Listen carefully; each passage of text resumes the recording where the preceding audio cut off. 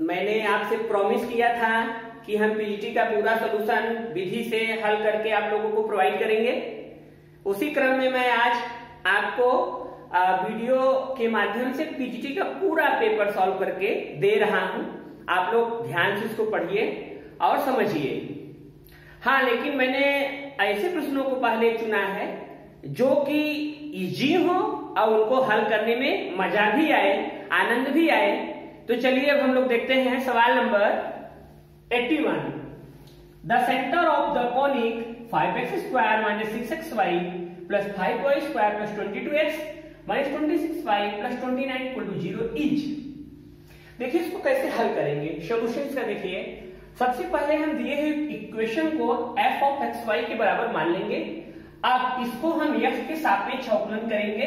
हाँ, ध्यान रखिएगा, जब x के सापेक्ष अवकलन करेंगे तो y को कांस्टेंट कर देंगे, और सेकेंडली जब y के सापेक्ष डिफरेंशिएशन करेंगे तो x को कांस्टेंट कर देंगे। इसको आप लोग समझिएगा।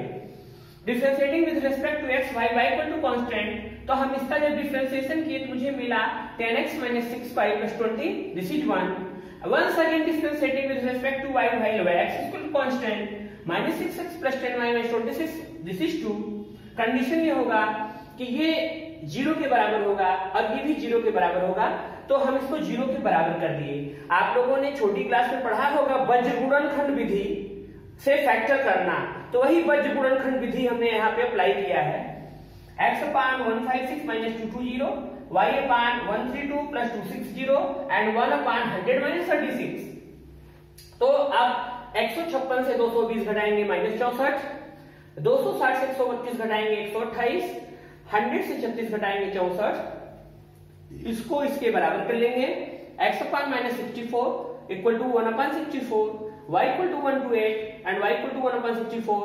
अब इसका हम क्रॉस मल्टीप्लिकेशन कर देंगे, जगह गुणा कर देंगे। 64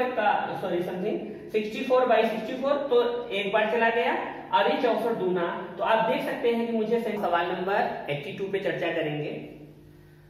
if E and dash be the eccentricity of the hyperbola x² / a² - y² / b² = 1 and its conjugate hyperbola, then एक कंडीशन दी, मतलब कि एक कंडीशन हमको पूछ रहा है, विकल्प पे दिया है, पेपर आप लोग देख लेंगे।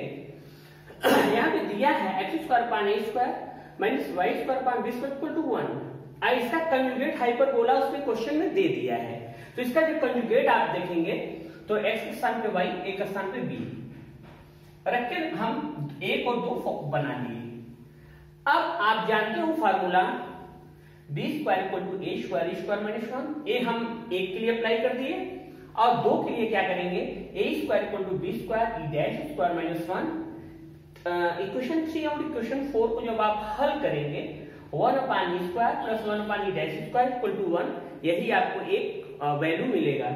हाँ, यदि आपको लग रहा है कि आप इसको हल नहीं कर पाएंगे तो मैं ओरल बता दे रहा हूं, आप इसका b² कर लीजिए, a² b² कर लीजिए, इसके बाद दोनों का गुणा करके भी इसको आसानी से कर सकते हैं, या जैसे भी आप इक्वेशन हल करना जानते हो उसको हल कर लेंगे, इसमें कोई बड़ी प्रॉब्लम।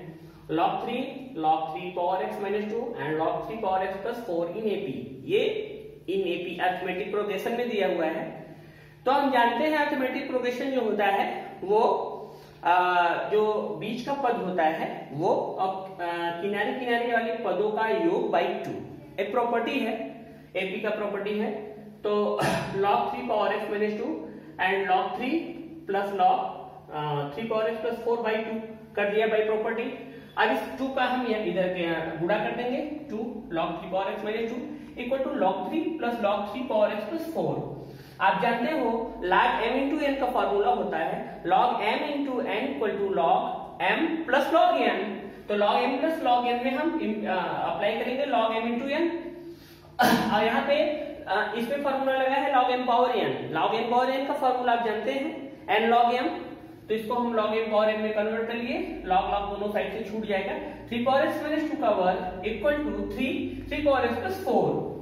यहाँ पे देखिए, अब इसको हम फैक्टर बनाने के लिए 3 power x को y के बराबर मान लेंगे।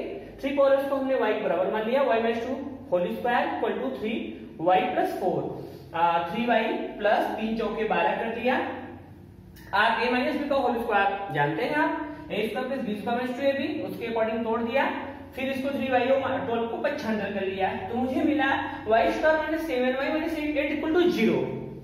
अब इसका फैक्टर आप कर लीजिए, फैक्टर आप किए तो y minus 8 and y plus y minus 8 and y plus 1 equal to 0 मिला, y minus 8 equal to 0, y plus 1 equal to 0, factor के रूल से y equal to 8 and y equal to minus 1।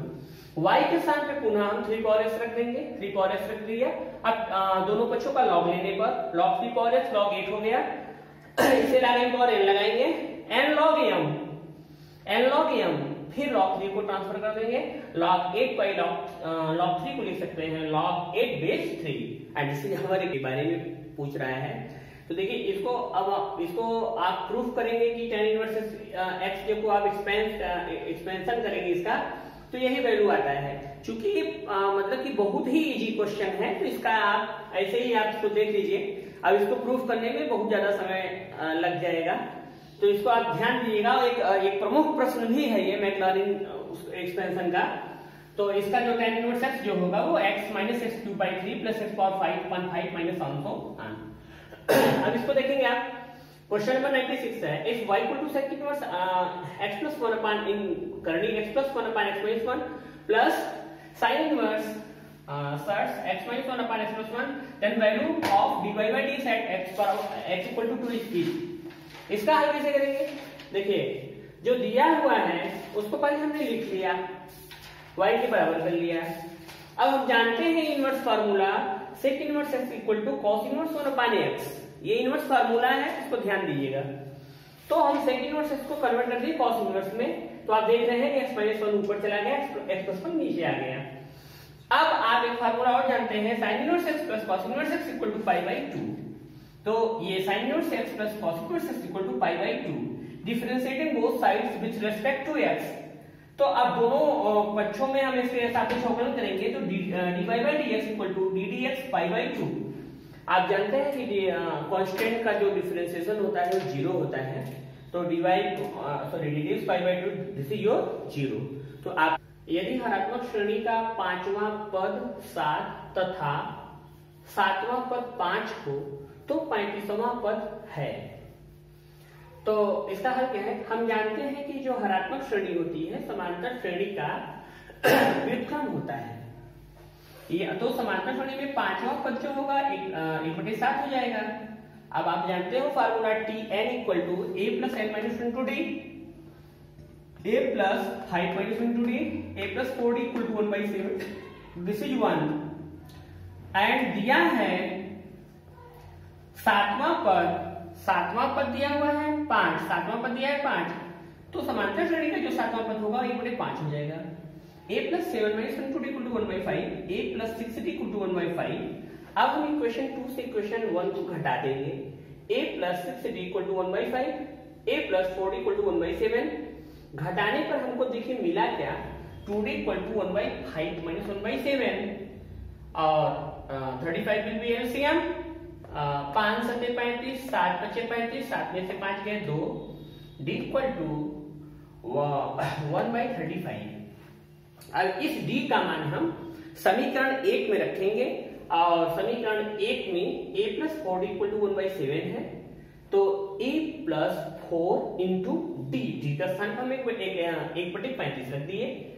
अब 4 के कन्नम 4/35 का पच्छांतर कर दिया, तो आप 35 यहाँ पे एलसीएम लेंगे, 5 माइनस 4 1/35।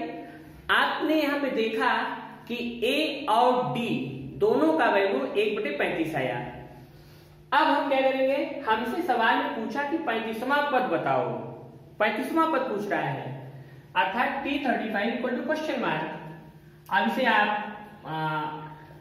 यहाँ पे हाईलाइट कर देंगे 2 नो, तो ज्यादा अच्छा रहेगा। 35वां पद a plus 35 minus 1 into D, a का मान है 1/35 प्लस 35 में से 1 घटाने पे 34 1/35, और इस प्रकार से आप इसको हल करेंगे तो 1 प्लस 34 अपान 35, 35/35 भाग देने पर 1 आ जाएगा। तो ये आपका रिक्वायर्ड